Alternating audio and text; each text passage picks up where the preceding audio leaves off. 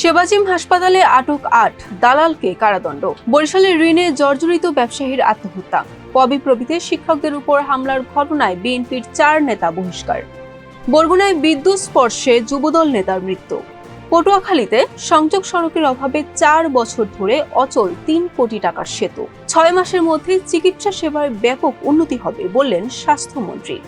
বানারীপাড়ায় সাবেক যুবদল নেতাসহ সাজাপ্রাপ্ত ২ ফেরারি আসামি গ্রেফতার। বানারীপাড়ায় গাঁজাসহ মাদক কারবারি গ্রেফতার। আসসালামু আলাইকুম, বরিশাল.নিউজ থেকে রাত ৯টার শীর্ষ সংবাদ আমি ফারহানা করিম তুলি। এতক্ষণ শুনলেন সংবাদ শিরোনাম, এখন বিস্তারিত।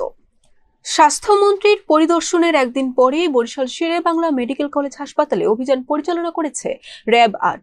এ সময় হাসপাতাল থেকে বিভিন্ন বেসরকারি ডায়াগনস্টিক সেন্টারের ৮ জন নারী এবং পুরুষ দালালকে আটক করেছে তারা।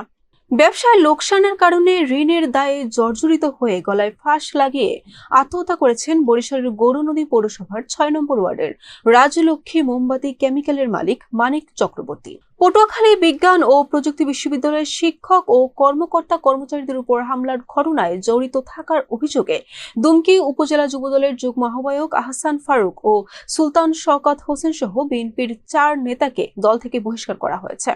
বরগুনার পাথরঘাটায় বিদ্যুৎ স্পর্শ হয়ে এক যুবদল নেতার মৃত্যু হয়েছে। মঙ্গলবার সকালে উপজেলার হাতিমপুর এলাকায় এ দুর্ঘটনা ঘটে। ওই যুবদল নেতার নাম মোহাম্মদ আতিকুর রহমান শাহিন।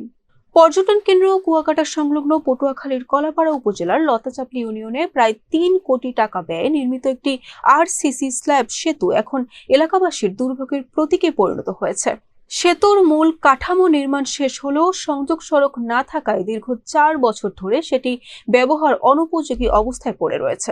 স্বাস্থ্য ও পরিবার কল্যাণ মন্ত্রী সরদার মোহাম্মদ সাখাওয়াত হোসেন বলেছেন, আমরা কাউকে বিনা চিকিৎসায় মরতে দেব না।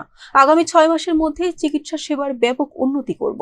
সোমবার বিকেলে বরিশালের গৌরনদী উপজেলা স্বাস্থ্য কমপ্লেক্সে আকস্মিক পরিদর্শন শেষে সাংবাদিকদের সঙ্গে আলাপকালে তিনি এই কথা বলেন।